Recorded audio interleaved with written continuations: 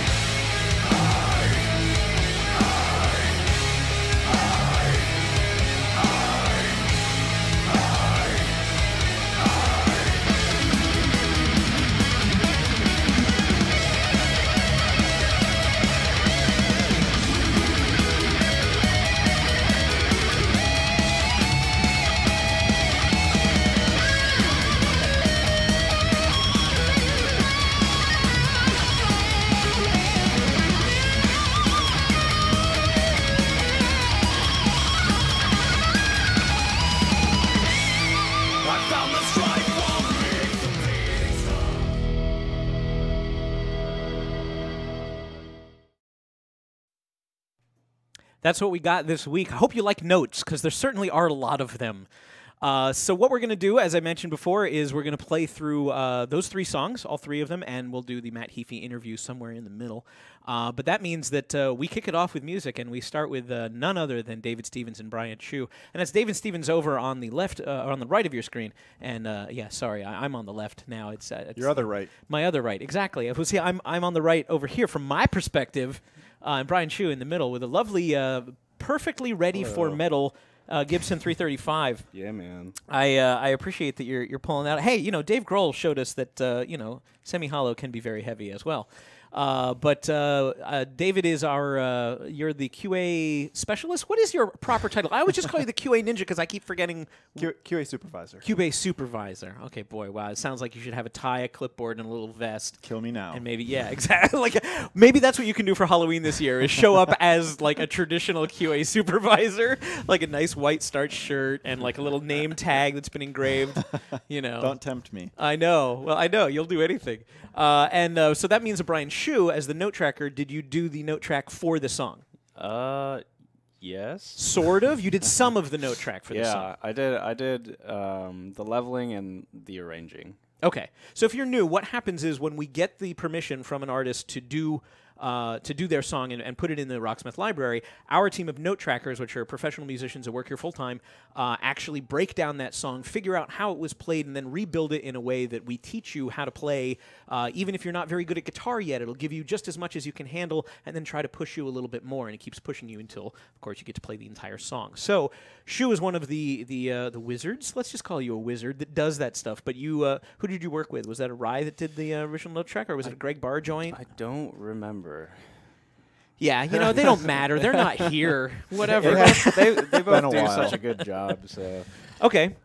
So you're going to start us off with In Waves, Yep. which is, of course, one of their most recognizable songs, I think. What are we in for? What kind of techniques are we going to see in this song? Stuff like some bending. There's some leads. The way I arrange the tune is I try to get it to be how they play it live. So like the rhythm is actually kind of like a pseudo lead part because it has a there's a solo in the middle of it. And then I think he's playing Corey's parts and I think I'm playing Matt's parts. Okay. So I split them off so that it'd be really fun to play with a friend and stuff like that. But and the office assigned you one, so that's good. You have an office assigned friend. Excellent. You want to just give it a shot, and then we dig into anything that people might have questions about? Yeah, or David, did you have anything? You're ready to go lead on this? Sure, yeah. All right. Let's do it. In Waves by Trivium, one of the 3 songs in the Trivium Song Pack. Available now. After this song, we will do the first giveaway, and during this song, I will try to answer some of your questions in the chat room.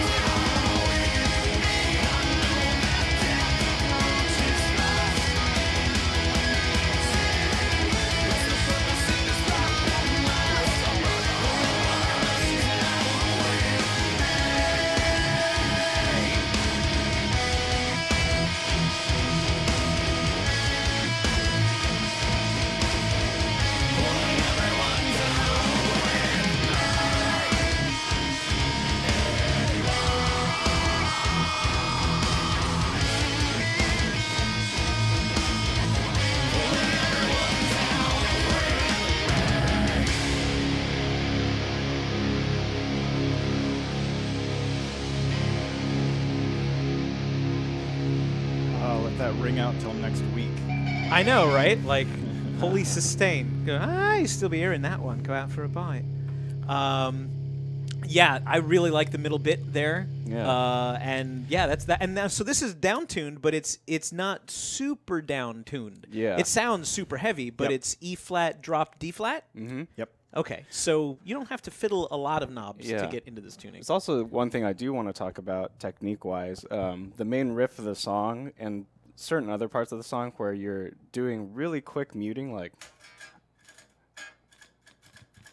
you really want to be conscious of your left hand muting, and because if you notice me play that, like my hand will be flopping on and off like this, but that's just to mute the string while in between those spaces where you're playing the low notes. You're not fretting the note. You're just silencing the string. I'm silencing. Yeah, I'm doing. Yeah, so it's like a really quick like.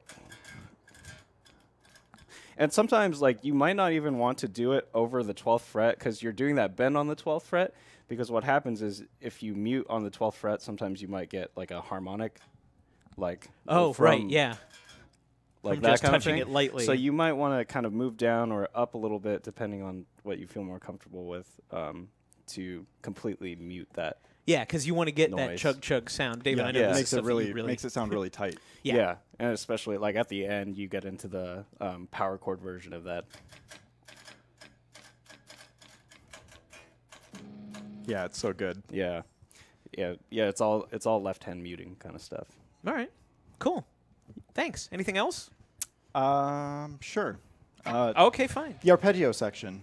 So I don't know if you noticed, there were basically a series of 3 notes, and all of the notes on the G and B string were muted, while all of the notes on the high E were open. And that can be really tricky to play if you're trying to mute 2 of the 3 strings. And so something that may help you is to actually try and mute the G and B strings with the edge of your thumb instead of the back of your palm. So you can let that one note ring out and still mute those other 2 strings. Right. That's good. I tried initially to use the back of my palm, and I just ended up muting the high E over and over again. So I sort of, I guess, developed using my thumb specific to this song. And I wasn't familiar with this song coming in, and I love it. It's totally in my wheelhouse. So Cool. Thank you. That's good advice. Yeah. Thank you both for playing. How about that free stuff that we were talking about? How about the first giveaway? Let's do the first giveaway. What we have is we have friends over at Ernie Ball, and those friends are really generous. And what they've sent is everything that you see here. And we've got 2 of these to give away. One here in the beginning of the show and one towards the end. So if you don't win the first one, don't freak out. You'll have another opportunity to get some freebies. But yeah, everything you see here will come in a box that I will personally hand pack with love. You're going to get regular Slinky guitar and bass strings, a set of each. So, if you don't currently play one or the other, but you know somebody who does, you're going to make a friend because nobody says no to free strings. And you are going to get the lime green versions that you see here.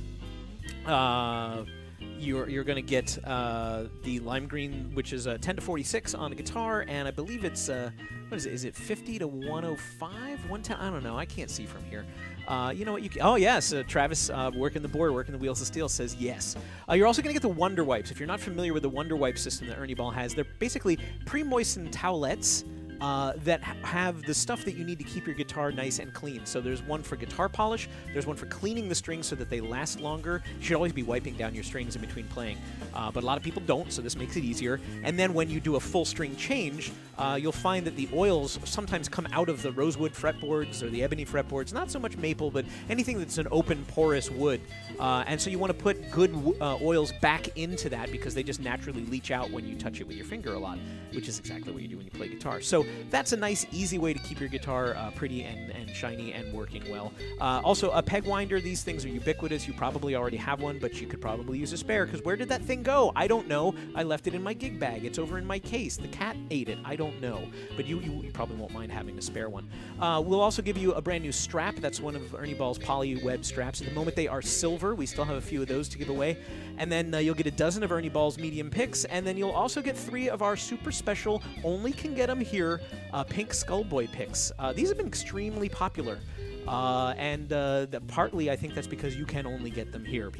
We know that people out there collect some of the picks that we do. We change designs every so often, and once we retire a design, it does not come back. So, you know, all that stuff could be yours. You could be the next owner of a super rare Rocksmith pick, but hopefully you just use it to play guitar. That's what they're designed to do. They're not there for any other reason. If you're just coming in, hi, the person like babbling incoherently is Dan Amrich. My name's Dan. I'm your community developer on behalf of Rocksmith. And what we're doing this week is we're playing the music of Trivium because Trivium is our DLC for this week. We have a 3-pack from Trivium, and in a little bit we're going to have an interview with Trivium's singer and rhythm guitarist Matt Heafy. But in the meantime, we're going to keep playing music so that if you were considering picking this up or even picking Rocksmith up, which is on sale right now on Steam, you can learn to play this music yourself at your own pace through our dynamic difficulty system. It's actually pretty cool. We don't assume that you have ever actually picked up a guitar before when you start using Rocksmith. Like, we'll start with, this is how to hold the guitar, this is how to hold a pick, this is how to put the strap on. A lot of people don't know this, but there's actually a video on how to adjust and install the strap on your guitar as part of Rocksmith's video lessons. It's no crime to not know something because you've never done it before. So we try to give you all the answers to the questions you might have before you even get a chance to ask them. But, of course, the meat and potatoes for a lot of people is that, wow, I love that song, I want to learn how to play that song, and that's what we sort of demo here on the show. Demoing the next song, which is going to be Strife by Trivium, is Anthony Martinez in the middle, Jason Kokel on the wing. Hello, fellas. Hello. Hey, Dan, how's it going? It's going great. It's a good day, isn't it? It is a good day. Anthony is one of the people that helps with the music team. And so you are sort of on the artist relations team, I suppose, because when we have the opportunities to interview people like Matt Heafy, you're one of the people that helps us say, that would be great, and here's what we can do, and stuff like that. Yeah. So thank you for all of your hard work. Oh, yeah, of course, and thank you. I mean, it's a team sport. It's really mostly Anthony. Anthony's on guitar, and over there on the beautiful Explorer bass is Jason Kokel. Which one of you fine note trackers tracked the notes? I did. Oh, you did? Okay. I tracked the thousands of notes in this song. I was going to say there's a ton of notes in this song. What are we looking forward to? Is this similar techniques to the stuff from the song before? Yeah, some. There's a lot of fast alternate picking, a lot of stretches high up on the neck. Man, it's a mixed bag of some really great riffs and an awesome solo. Okay. I was talking to Pody about how this song sort of reminds me of Tornado of Souls, like that layout. Yes, your favorite, Megadeth's Tornado of Souls, the song that broke you. It did, and yeah, this one's tough. This song is very tough. It's very fast. It's very technical, but so much fun. All right. It really is a blast to play. And Jason, you got bass. What are we looking at here? Is this sort of meat and potatoes? Does this lay back a little bit to let the guitars sort of dance around? Sometimes there are a couple of riffs where the bass is playing an octave lower, but I guess unison, but an octave lower. Sure. With the guitar, and some of those are a little bit trickier. So the main riff in the beginning is like that, but yeah, a lot of it is. It's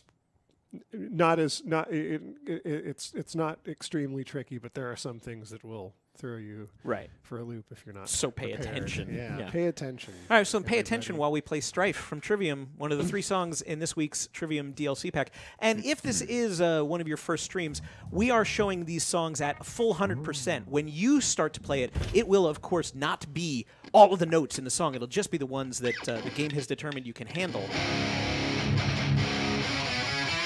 As you build your skill, it will add more notes into the note track. But what you're seeing is this is everything.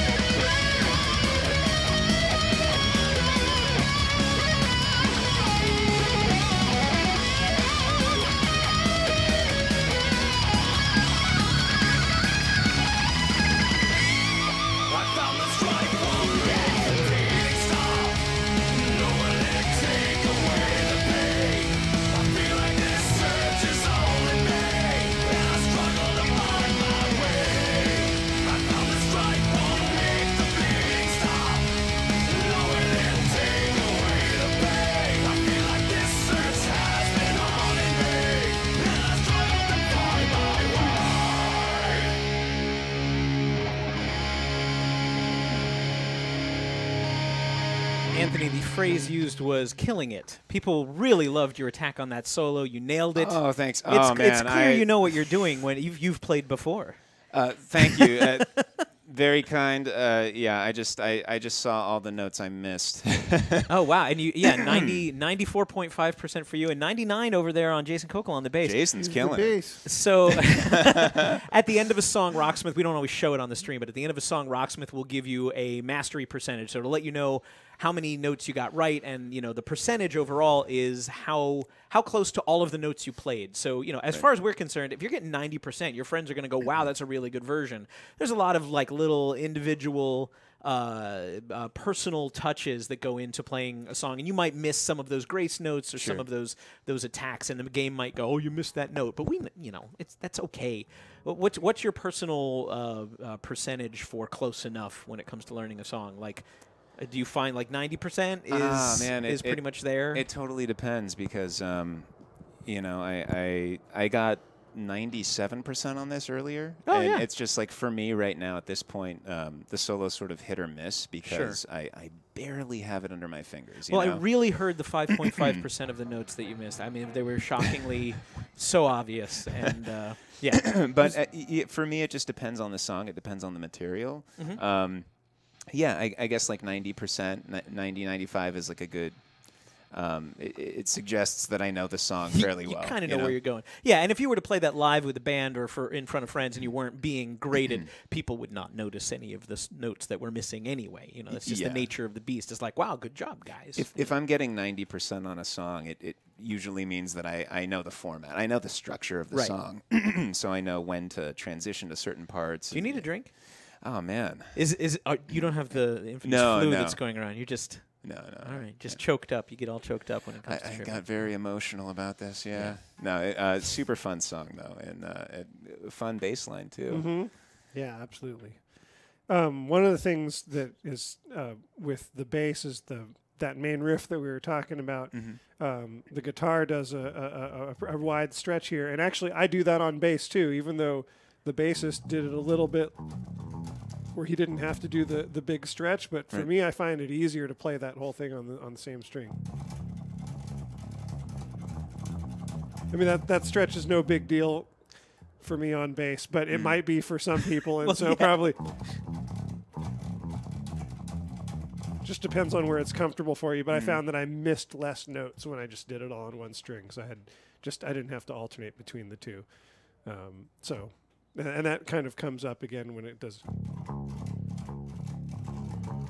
That part is easy to miss if you do that, but I do that there because staying down in this one position is easier than jumping up here than to do all that. Right. So, but it's this is a fun song to play on bass.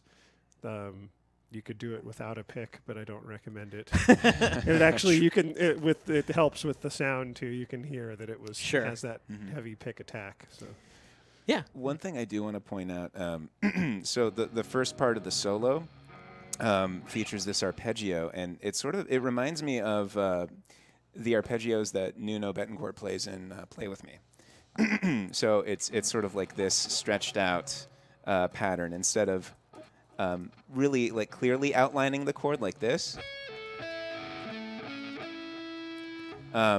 Corey actually skips strings, so he'll play. Ooh. So it offers better separation between notes. It's not like you're playing the chord. Right. Plus, It's I mean, I blend couldn't into play each it that other. way fast anyway. But yeah.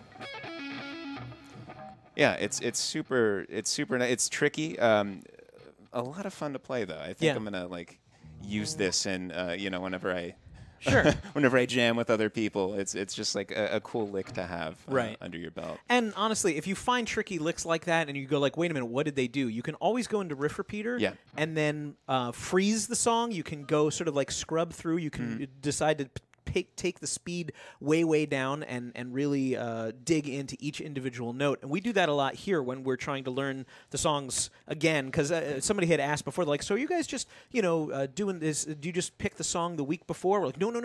The process to building DLC is long, and so we work about 2 months in advance. So 2 months ago is when these guys actually built the Trivium note tracks. They had to go back and say, like, okay, where was I in my head when I did that, and sort of relearn some of these parts. And a lot of times that's what we do, is we go into riff repeater, slow it down, and go, oh, I see. Yeah, I see what I did there. There we go. Okay. So, there are ways. We don't expect you to just sort of like hit your head against the wall by constantly playing through the song all the way through over and over and over again. You can drill individual sections. You can slow it down. You can even reduce the complexity and have it build up that dynamic difficulty in riff repeater to the way that you want to do it. Yeah, So- and oftentimes before I even try playing a part that I'm working on, I'll just listen to it in riff repeater. I'll just sort of memorize by hearing, and then look at the visual representation, in the interface, and then I'll give it a go at 75% speed. Sure. Or whatever. Yeah. Yeah. Cool. Thank you. Yeah, of course. Both Thank of you. you. Thank And you. so we've got some Steam codes to give away for the Trivium DLC now-ish. UB Vertigo is our community manager, Doug.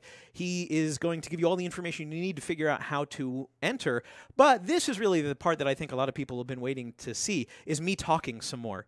So last week we reached out to Matt Heafy from Trivium, and because he knew that we were doing the DLC, he gave it his blessing and everything, and we said, do you have time to do a quick Skype chat interview?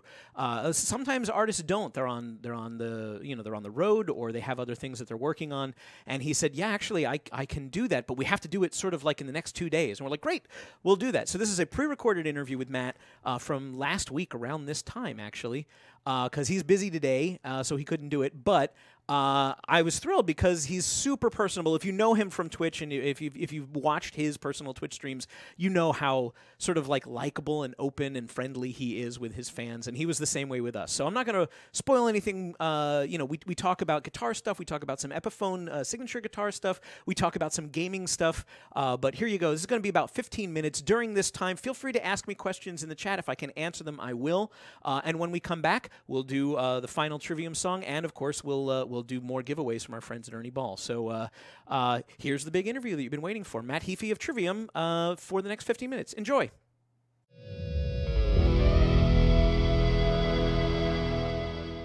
Hey everybody, I am thrilled to welcome Matt Heafy to the program. We haven't had an actual artist on the show for ages and ages. I mean, occasionally we get people whose schedules, they'll do iPhone videos for us or something like that. But we rarely get to talk to people in real time. So thank you so much for doing this. Yeah. Oh, of course. Thank you guys so much. And luckily, I just happen to have a streaming rig that works out perfect for this kind of Isn't thing. that funny? You are no small thing on Twitch. You have 30,000 people following you on Twitch. Yeah, I'm trying. Yeah, the subscriber count's pretty crazy too. I think we just hit 1,100 subscribers, which is really good for that small amount of followers. And it's growing pretty crazy. We were the first band that had ever streamed our live show from the Gun Run IRL backpack, and I think I'm the first dude who had a guitar clinic and the first guy in a band who does his daily practices by request with his subscribers and all that. So we just up stuff. We just keep trying to break all the little molds and have a good time with it. Well, that's kind of one of my first questions is you are offering people incredible access that normally fans don't get to, hi, I'm the lead singer and rhythm guitarist in a major band, and you want to just come and hang out and watch me play Overwatch or watch me practice, or what do you want to hear me practice? I mean, is there a downside to that? Do you get any unusual fans or people that sort of abuse that privilege? Well, luckily, what I love so much about Twitch is that you could set the extensive rules for how you want your community to be and how you want your channel to be. So my rule section is maybe a little annoyingly long, but the reason for that is I've been doing the public spotlight, public eye thing since I was like 12, 13 years old. So I'm really used to navigating around those things. And the fact that we can set rules, we have really great rules. It's just basically no discussions of anything that divides us, but everything only that unifies us. And that's what my channel is all about. We have amazing moderators, amazing subscribers and followers, and 99.9% of the time it's positive, which is amazing. That is wonderful. It's great. Yes. I mean, some of that is sculpting the community so that they understand and respect your rules, but that's good to hear because, every once in a while you get a wild card that comes in. And and definitely, you hear things about the dark world of the gaming world, but there's also the music world, but there's also the news world. There's also everything. There is crummy stuff and everything that's good, and that's why it's all about cultivating the community that you want to be there. And my moderators are amazing in Discord and Twitch, and it's just something that we keep going. And the ideas came about it because I've recently befriended a couple of the guys at Twitch, Meme Dude and Volition. They're also, those are their screen names on Twitch. Sure. I was telling them about my normal day, and I was like, I wake up, by schedule, I warm up for an hour straight to make sure 3 to 5 hours later I can sing, then I sing for 2 hours, then I can finally game. So I was like, man, I wish I could stream more on gaming. They're like, why don't you stream that? That's a really good idea. So we've only been doing this for like maybe a week and a half or 2 weeks. And since then, we went from like 200 subscribers to 1,100 subscribers in like 2 weeks. So that's pretty good. So I like to see where it keeps going. Are you going to be able to keep that up with going out on tour and having to do shoots and stuff like that? I mean, how often do you think that that's going to be interrupted? Well, Twitch HQ entrusted me with one of the Gun Run IRL backpacks. So we're streaming the shows, streaming the warm-ups, and we're going to try to build one that's going to work in Germany and the UK. So I'll have all my daily warm-ups, which is pretty extensive. And the people that tune in, it's 9:30 a.m. Eastern Standard Time. And it's pretty annoying, to watch my vocal warm-ups. It's all these loud sounds and stuff, but people hang out for it. And it's 30 minutes of head voice exercises, all these opera-style exercises while I'm warming up guitar. And then 20 minutes of Trivium and head voice. So it sounds like me singing high-pitched Trivium, and it doesn't make sense. Then the last 10 minutes, it's the full voice, and then at 3:30, it's the full practice. Right. So I've also been streaming Brazilian Jiu-Jitsu. I've been a practitioner of Brazilian Jiu-Jitsu for a while, so I stream those. Just trying to give everyone a little bit more insight, because I feel like people know me pretty decently from my normal social media stuff and from Trivium, but this is nice to have another side, to really be able to just be myself while doing the thing that I do for Trivium. No, that's wonderful, and what a gift, right? Yeah, it's amazing. It's amazing. So let's talk guitar. I know that you started out on guitar at a young age, but you started out on tenor saxophone at an even younger age. Did you choose tenor sax, or was that one of those things where the family said, you need to play an instrument, and you're going to do that? There were always guitars in the house, and there's a picture of me 6 months holding a guitar. I'm not really playing it because I'm 6 months old. My dad always played casually his whole life, and I think around 11 I picked it up, but I was terrible. And I'm not sure if that would have been the same time as middle school. I could have gotten into saxophone at the same time as guitar. And the reason why I picked tenor sax, they didn't have violin, they didn't have guitar, and I was like, I guess this is the next coolest thing. But I was never necessarily a fan of jazz. I'm a fan of jazz now. I was in jazz band, and it's all there was. I wish there was guitar. I wish there was violin. I wish there was piano. There just wasn't. So I was in marching band in high school, the Lake Brantley Patriots. We dressed up in the high socks and the hats, and we'd march at football games. But as soon as Trivium kind of started picking up, I left that. And I joined Trivium when I was 13. So I was still in 8th grade when I joined, so it was before high school. That's amazing. What was it that made you say, okay, now I can transition to guitar? What was it that inspired you to pick up a guitar and put down the tenor sax? Well, they're both at the same time. And when I first picked up guitar, I picked it up because I thought it was the cool thing to do. And I thought that it would make me look cooler. So I tried out for a pop punk band. My tryout song was Damn It by Blink-182. and I didn't make it into the band. I was super depressed, and I was like, all right, I'm done with guitar. And a kid lent me this thing called the Black Album by Metallica, and I listened to it, and I knew right away, I was like, this is the kind of music I'm meant to play, that I should be playing. And so just spend hours until I was able to replicate those sounds, and I realized that that took time and effort. I played my talent show in 8th grade covering No Leaf Clover, and this high school student came up to me and said, hey, do you want to try out for my band? My band's called Trivium. We need a lead guitar player. I tried out songs for Whom the Bell Tolls. Nailed it. I remember when I walked in, it was all these high school kids looking at me like, what is this 13-year-old going to do? And they're being kind of scary to me. But I nailed it, and the looks all changed, and I've been in the band ever since. That's fantastic. And you've been a Gibson player and an Epiphone player for a very long time. Your first guitar was given to you by your dad. It was the Les Paul Custom. Is that true? Yeah. Yep. It's, where is it? Can you see it on camera right now? I see some. It's the one behind the, wait. No, we get as far as the Warlock and the, okay. There we go. It's the one right behind the Alpine White one. Okay. And that one is like, I believe it's a 98 Les Paul Custom. Okay. But that's the one that I gave to Epiphone and said, model my signature after this. Make it as close to possible as this guitar, and keep it as affordable as possible for any kids. Because one of the drags for me as a kid is I would always want to play my hero's signature guitar. And I'd go to the store, and I'd see, I was like, wow, this is kind of affordable. I'd play it, and I'd look up, oh, no, this is the F model of what he plays. He plays the $10,000 model, and this is the $500 model. So I didn't want that, and I wanted it to be the thing that's good enough for me live in the studio is the thing that kids buy, and there's no other model, and that's what we were able to get with Epiphone. I feel like the MKH 6 and 7 black and white are the best Epiphones they've ever made because they were willing to do that, and we have a really great relationship, and we're able to make something that is, whether you're just picking up guitar for the first time or you've been playing your entire life or professionally or hobby, it works for you. So have you ever been, so many people that have signature models have said in the past, like, I want something that if something goes wrong on the road, if our gear gets stolen or something, that I could walk into any store and pick up my model and play that live on stage. Is that pretty much where your signature model is? Like, it's already kitted out with EMGs. It's got all your customizations. I saw it's got a really nice heel on it, too, for a lot of upper fret access. So this is not just like, just put my name on the truss rod cover. Like, you actually had design input on this. Yeah, it was very, very close working with them. Like, I sent my original Les Paul, and they had that. I was like, check the weight, check everything. I'm like, I know you can't make it exactly this because it's a $3,500 guitar versus you're talking like $1,000 guitar, but said as close as possible. And we went through a round of prototypes for about a year, and we're like, this wasn't it. This isn't right. So we kept hammering it till we had something right. And I do that quality test. Like every once in a while, I'll give away my entire touring stock to friends or guys in other bands. I remember I gave the list of people that own my guitar is pretty crazy because that's another great thing with Epiphone. They give me guitars to be able to give to my heroes. James and Kirk from Metallica, Bruce Dickinson and his kids own my guitar. The guys from Avenged, the guys from Korn, the guys from Volbeat, Ishan from Emperor has a couple of my guitars. So it's just giving to friends. Petrucci has one of my guitars, and he gave me one of his guitars. So cool things like that happen. And but yeah, so I'll give away my touring stock out of the boat itself to friends or guys in other bands sometimes, and have Epiphone send me something directly from the factory, and that's kind of like my quality check, and it's always awesome. That's great. And you have a variation on the model coming out, I think, next month, the Snowfall guitar.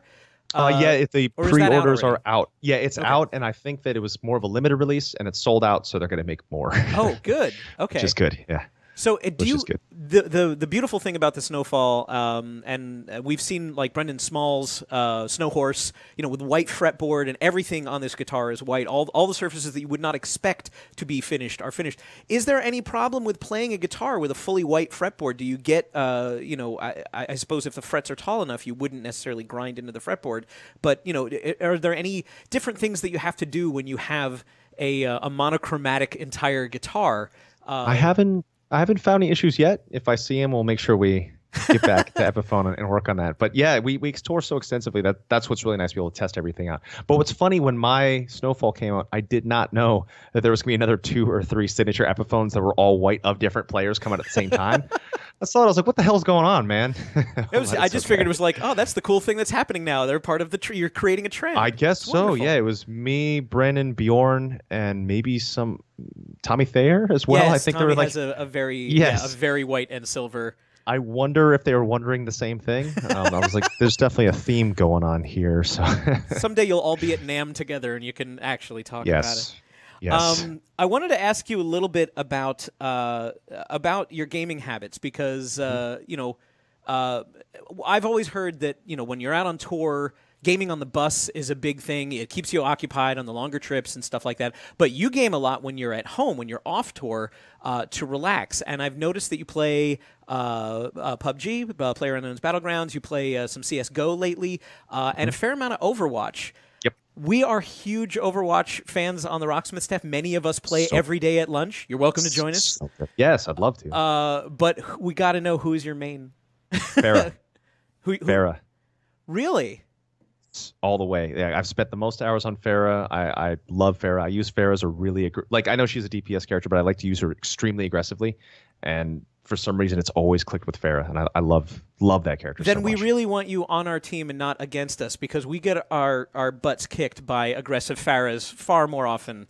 She's the best. Even the guys that are running the border going, yes, absolutely. We freaking hate Farah. Then when it comes to team matches, I'm also gotten pretty good with Zenyatta for some reason. I know he's like the polar opposite to Farah. People always want me to be Hanzo and Genji because I'm Japanese. I'm okay with Hanzo after the Halloween mode. Mm-hmm. Genji's still really tricky. I wish I was better at PUBG. My hero of PUBG is Shroud, and I watched him pretty much every single day on the last tour, like before going on stage, and just trying to do what he does.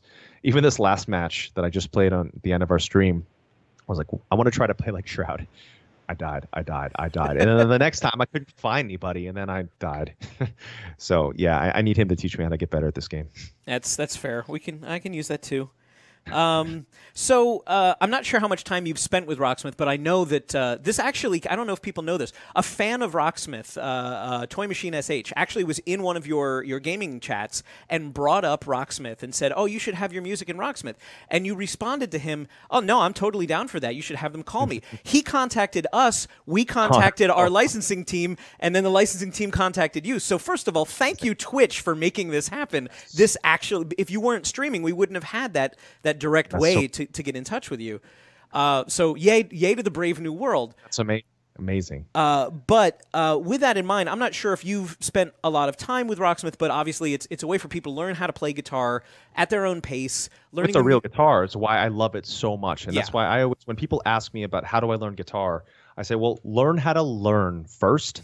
And then I always say, like, a game like Rocksmith is going to be so much more helpful than anything else because it's a real guitar you're playing. Right. So I've played other games that don't use a real guitar, and I'm horrible at them. I can't do anything because it's so different than what I normally do. It is a completely different skill set. Yes. I had the same thing when we can say it, when Guitar Hero came out, people expected, oh, you're going to be great at that. I'm like, no, I'm not. I'm terrible because I'm used to 6 strings, not 5 buttons, and I got to the point where I felt like I needed to represent, so I got to the point where I could play on expert, and then everybody's like, oh, look at the show-off who plays real guitar. And I'm like, no, you don't understand. These are completely different skill sets. The only thing they have in common, to a certain extent, is learning how to move your right hand in a rhythm. That's all. I mean, and even that, it's different when you're strumming strings or individually arpeggiating chords or something like that. You can't do that because the Guitar Hero games are a lot of fun, and we still play Rock Band and Guitar Hero for fun ourselves. But it does make a difference, and I'm thrilled because a lot of people have started on those games and then come over and then sort of had to make that connection between, what's the difference between the plastic games and the wood games, if you will. With that in mind, a lot of people that pick up Rocksmith do so because other methods didn't work, or they're combining Rocksmith with other methods to try to figure out what the right way for them to learn is.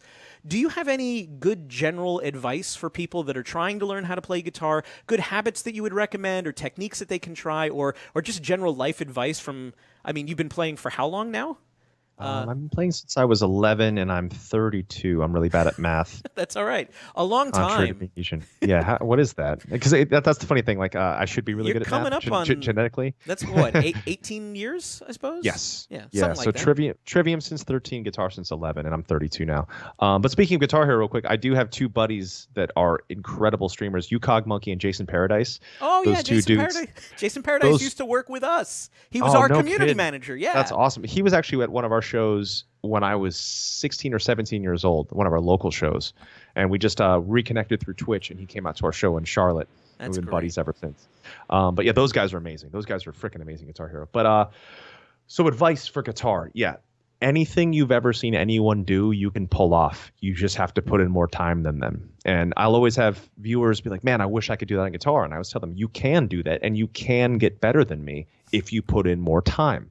And that's really what it is. And with Brazilian Jiu-Jitsu, with guitar, with singing, with gaming, with everything, there is some natural talent in each of these things, but I didn't have those things. I don't have natural talent in things, and I'm a very slow learner. So I recognize that we get the phrase from Brazilian Jiu-Jitsu is everything is about mat time spent on the mat, time spent training. It's not watching other dudes do things or reading about methodology. It's actually committing yourself to do it. And that's why I started doing these streams this way. So Monday through Friday off tour, 9:30 to 11 and 3:30 to 6, people can see what it takes to keep your instrument at top form. And that's rigorous practice. No matter what level you're at, you have to keep it up. And things like practicing in a comfortable, efficient way. Like I practice on a drum throne. I use a DW drum throne tractor seat thing. It's one of the nicer drum thrones. So I sit on that classical guitar footstool. I make sure my back is always straight, sitting at the front of the drum throne. My right leg is at 90 degrees. The left leg is 45 to 50 to 60 degrees because the classical guitar stool. I make sure I never have anything bent this way or bent that way. It's always efficient and comfortable. Practicing with a metronome is one of the most important things you can ever do. I really like the Ultimate Guitar app metronome. That's just what I use because it's on my phone. It's nice and easy. Rock Discipline by John Petrucci is the DVD, or the VHS when I got as a kid. Definitely changed my life. And from his stuff, it taught me how to make my own exercises. So daily, I just make my own scales and exercises that I play to a metronome, and then I actually do my vocal exercises too, to consolidate, maximize my time in the day, because I used to do guitar separately and vocals separately. And now that I can do the two at the same time, it warms the two up together while keeping that singing guitar thing being exercised at the same time. Great. That's a ton of really good advice in a very short amount of time. That's wonderful. Thank you so much for taking the time. Tell people where they can find you on Twitch or social media or wherever you want them to follow you. What's the name of your Twitch channel? We haven't mentioned it yet. Absolutely. Twitch.tv/Kichi Chaos Reigns. I know that's long and loud. KIICHICHAOSREIGNS. My gaming name is Kichi Chaos. My middle name is Kichi. That's where that comes from. And Chaos Reigns is one of our heaviest songs. So Kichi Chaos Reigns is the title. If they look up Kichi, they'll find it. YouTube's Matthew Kichi Heafy /Kichi Chaos, but I recommend everyone goes to my Twitch channel because that's where everything is. And lately, within the last day and a half, we've implemented this bot where subscribers can kind of shout out and vote what song they want, and the winner can come up pretty instantaneously. So we're doing all requests today. And it's fun because we have 8 records out now, and it keeps me on my toes having to relearn stuff in front of people watching me while singing, playing guitar. So if I fuck up if I screw up vocally or guitar-wise, it's all downhill from there. But what's really funny is normally, speaking of profanity, I don't normally use profanity in anything other than Trivium shows and playing games. And I guess speaking of those two, happens because I don't use it conversationally. I don't really use profanity. But when I'm on stage, it's a lot of F-bombs. And when I'm playing games, it's a lot of F-bombs. So I guess that's where that comes from. The energy is a lot higher in both of those things. That's totally there's fine. almost none off stage and off games. That's wild. Cool. Thank you so much for the time, Matt. Have fun. We'll tune in and watch you. And good luck with Trivium. I know you've got stuff. Even as we're airing this this interview, you're off doing interesting things with the band. I'm not going to ruin any surprises, but that's super great. And nothing but continued success. And I hope a lot of our players learn your licks. Heck yeah, I hope so. And anything you ever need from me, just let me know. I'm a text or an email away, and that's it. Yeah, thank you. Thanks, Matt. So guys, take care. Thank you so much.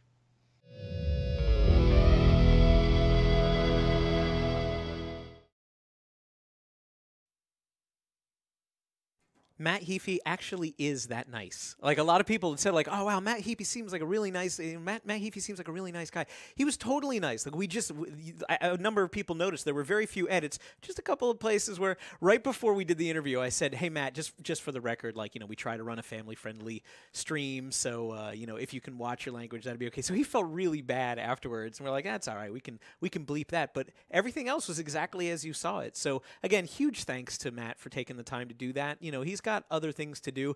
He's got better things to do, like playing Overwatch and PUBG. So, it's super great that we have those opportunities and really appreciate it. I am here. If you just joined us, first of all, you just missed the really cool interview. Don't worry.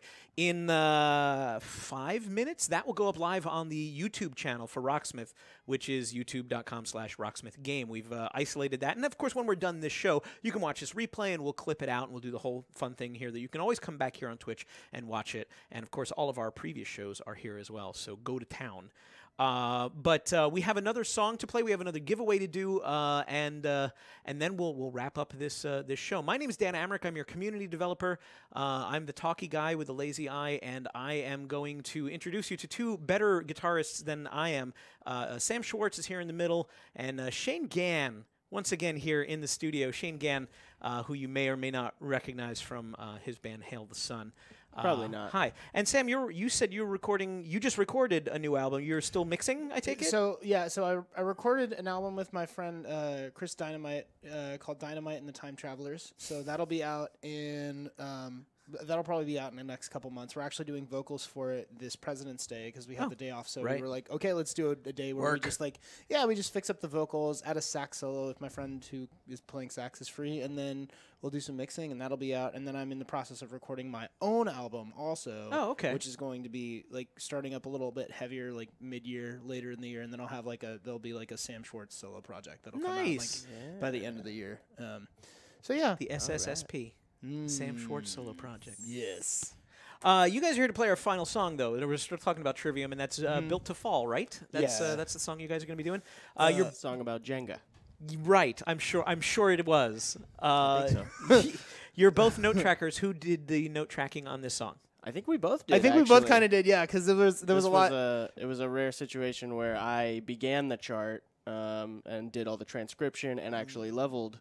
You leveled parts of it, and then I think you had to go back on tour, and it was there was a conflict, and things just kept. Yeah, we were juggling things around. I think at that point, so and then it was so I handed it over. So I ended up taking it. Yeah, it was great. I love this band, dude. They're so I saw them at the the Regency in San Francisco, and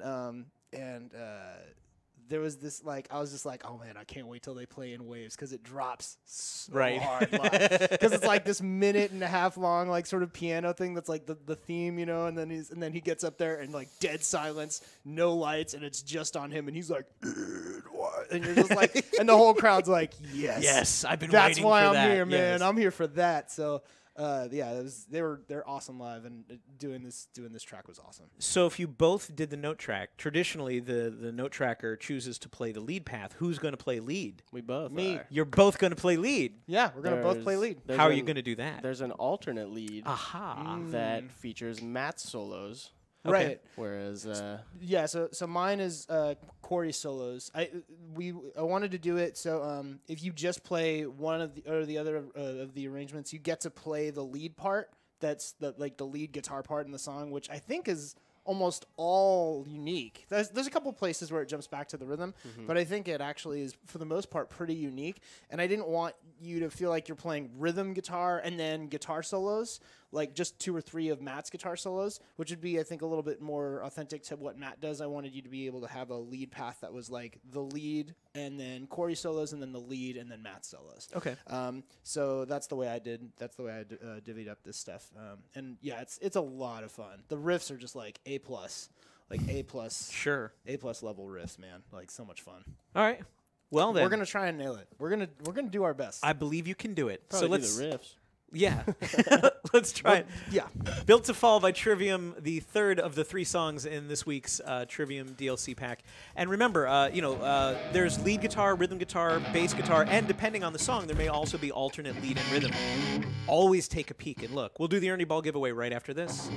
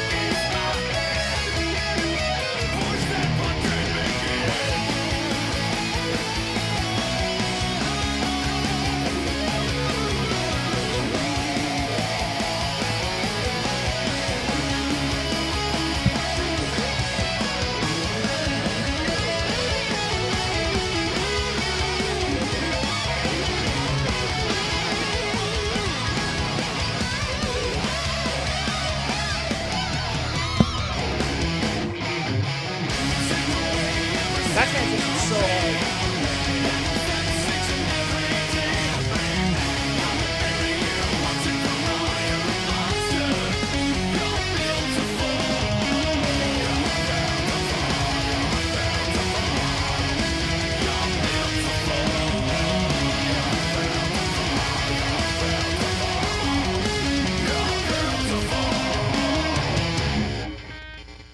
Oh, that's hard. You guys rocked that so hard you broke some of our streaming equipment. I don't know if you noticed, but on the outgoing stream, it froze about halfway through the song. So we were seeing the song fine, but all of a sudden the game capture just locked up, and Oh, you guys it's are still still there. there. Yeah, are still there playing along. Isn't Well, that there wild? Yeah.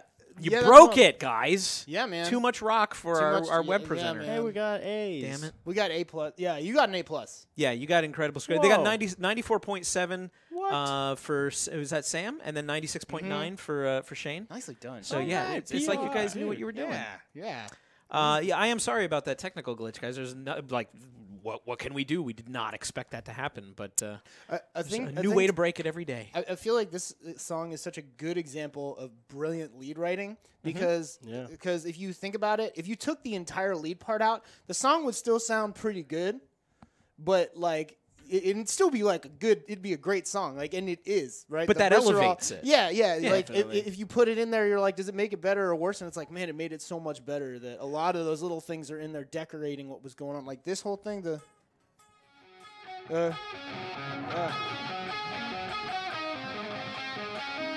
like it's just Yeah. like that doesn't Instead of need just- to be there.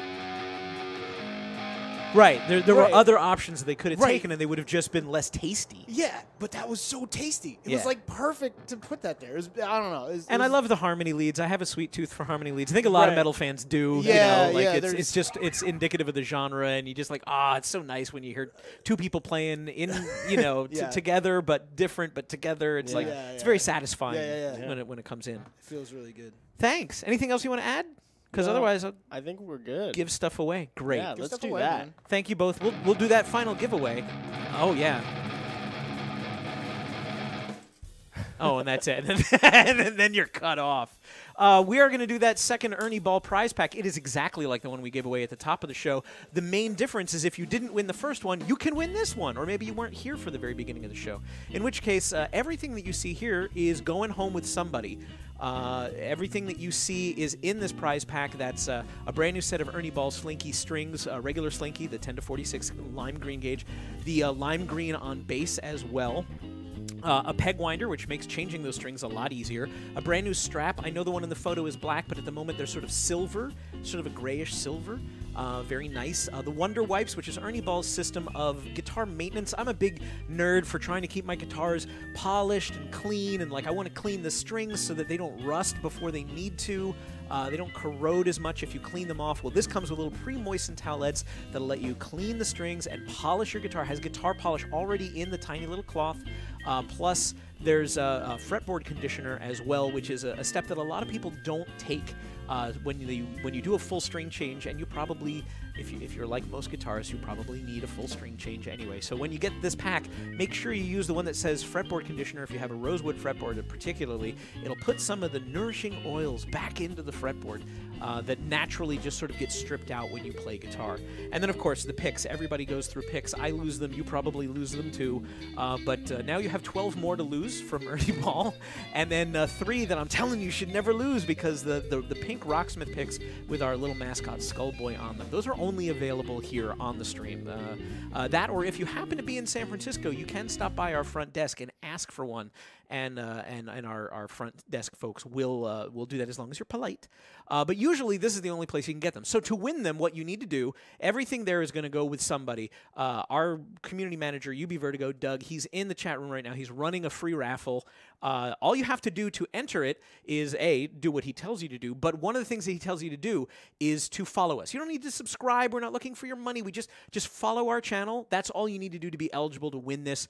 what's going to happen is if you win, you will get a message from UB Vertigo here on Twitch. In your instant messages, look in the other column. If you're a winner, Doug is gonna ask you for your name, your address, your phone number. Don't do anything nefarious with that information. We don't keep a database of your stuff. We're not gonna start spamming you. It's just so that when I take the package over to the mailroom and they send it out, the paperwork has your phone number on it. So in case something happens in transit, which it has, the packaging company, the delivery company, can contact you directly instead of sending all your free stuff back to us. Because, that's not fun. I mean, it's fun for us because we'd like your free stuff too. But yeah, we'd rather they get directly in touch with you. So if you win, please do include all of that information right away, because I'll go back to my desk now, put that stuff in boxes and get it out to the mailroom tomorrow, and it might be winging its way to you. You'll get it in like the middle of next week. If you do get it and you happen to have a Twitter account, I love seeing when people get the boxes and know that they get there safe. Give us a shout out on Twitter. Give Ernie Ball a shout out, please, because they've given us all the free stuff. We really appreciate that. Yeah, good luck to you. If you have any other questions about how our giveaways work, you can ask in the chat room, because there's a lot of regulars here today. And I'm really happy to see a lot of the new faces here today too. I know free stuff always brings people in, but this Matt Heafy interview was really special. Thank you. We actually, Roadrunner Records has been watching and hosting us here on Twitch, so thank you guys as well for the participation. Obviously, Trivium is a Roadrunner artist. When they found out we were doing this, they were like, "We're on board. What do you want to do?" So we really appreciate all the support. It's been a really gratifying week seeing the Trivium fans come together and support us, but then also seeing new people get exposed to Trivium and say, "I've never heard of these guys, but I really like what I hear." We're super proud whenever something that somebody hears in Rocksmith can inspire somebody else to go, "I've just broadened my musical horizons a little bit." So that's wonderful, and thank you to everybody for spreading the word about what we're doing here. What we're doing next week is more new DLC. So if you're not familiar with Rocksmith, we put out new DLC every week, and we love shifting gears. The week before Trivium was Lady Gaga. The week before Lady Gaga was 70s hits from Jethro Tull and Golden Earring and Grand Funk Railroad. So we're constantly changing things up because we know that everybody is inspired by completely different stuff. You may have grown up with a certain kind of music, or maybe your parents grew up with a certain kind of music and transferred the appreciation of that to you. What makes one person want to pick up a guitar and a bass and learn how to play is very different from somebody else. That's why our library has 1,100 songs in it right now from a wide variety of artists. We certainly have metal. We have Trivium, we have Megadeth, we have Pantera, Iron Maiden, Judas Priest, Lamb of God, Mastodon. We have a pretty wide variety of stuff. But then, we also have pop rock from the 80s. We have a lot of 90s alternative. We have some indie rock. We have country. We actually did our own rock versions of classical songs under the banner of Boxsmith. So start poking around in our library. You may be amazed at what you find. And I'm happy to say that if you are a PC or Mac user of Rocksmith, there is a Steam sale going on right now. And most of our DLC, not the most current stuff, and not Trivium, sorry, but a whole bunch of stuff from all the way through like last fall to the beginning of time for Rocksmith. So like 1,000 songs are on sale right now for 40% off. So if you've ever wanted to indulge your sweet tooth, or if there's something in our library that you go, "Oh, I've always wanted to get that," this is the weekend to do it. The sale ends after Monday, I believe. So dig through, see what you're going to get. We're going to keep bringing out more DLC as well. We do that every Tuesday in Rocksmith. But on Fridays, the week before, we do give a little hint to people in our chat room. In our forums over at Rocksmith.com. The official Ubisoft forums, there's a special place just for Rocksmith folks. If you have any questions about the game, you can obviously ask fellow players there. But one of the things we do is we do a little clue. Because rather than just go, "Hey, here's the DLC," we want to make it fun. So one of our friends in the forums, Rolling Stone 222, always builds our puzzles. And they are little clues that you have to figure out. What is he hinting at? And there's usually multiple layers to it. And if you work together with the other people in the forum, you can sometimes solve these very quickly. We've had puzzles that have taken people all day. So stop by Rocksmith.com tomorrow. Look in the forums. Look for the DLC section and look for the DLC clue for next week's DLC. And you will get, if everybody in the forum works together and solves the puzzle correctly, you will get confirmation of at least like one song that's coming next week. There might be more than one song. It might be a mixed artist pack. It might be all one artist. But all that will happen on tomorrow, on Friday, in the Rocksmith.com forum. So go there for your very first sneak peek. We don't normally talk about it on social media until like Sunday. and it might not even be the same information. So this is, if you really want to know what's next, that's the place to do it. We're also on social media beyond Twitch. If you'd like to ask us questions, if something occurs to you that you didn't think about during the show, or when you get home, you go, "Oh, I wish I had asked that Rocksmith folks something." No problem. Go to twitter.com/RocksmithGame. We're at Rocksmith Game. The studio that makes it is here in San Francisco at Ubisoft Studio SF. And you can also reach out on Facebook. We really do respond to the comments and the questions that we get in our social media areas. So go to rocksmith.com/Facebook, or if you want to find out more about the studio, it's rocksmith.com, facebook.com/Rocksmith, and then facebook.com/Ubisoft Studio SF as well. I think I've said all the words that I have in my mouth right now. So I'm Dan Amrich. I'm your community developer. Thank you very much for tuning in. And thanks again to Matt Heafy for the support. Thanks to Epiphone and to Roadrunner and to Matt and the band and the band's management. Everybody got behind this, and it was just one big metal love fest this week. And I think that's appropriate, what with Valentine's Day and all. We will leave you with yet another look at the Trivium 3-song pack that we have. If you are thinking like, oh, why didn't you include this Trivium song, that Trivium song, we are open to adding more songs. Go to rocksmith.com and click on the requests link. Let us know exactly which songs by exactly which artists you would like to see, and they will go in, and that is not a black hole. We really do use that to help determine what DLC we can bring out in the future. Take a look at the Trivium stuff. Enjoy your weekend. Get some of this stuff under your fingers. You might be really happy to find that by the end of this 3-day weekend, if you're in America, we have a 3-day weekend coming up, that you might be better at these songs than you think you are from where you're standing right now. So enjoy that. Thanks. We'll see you next week. Bye, everybody.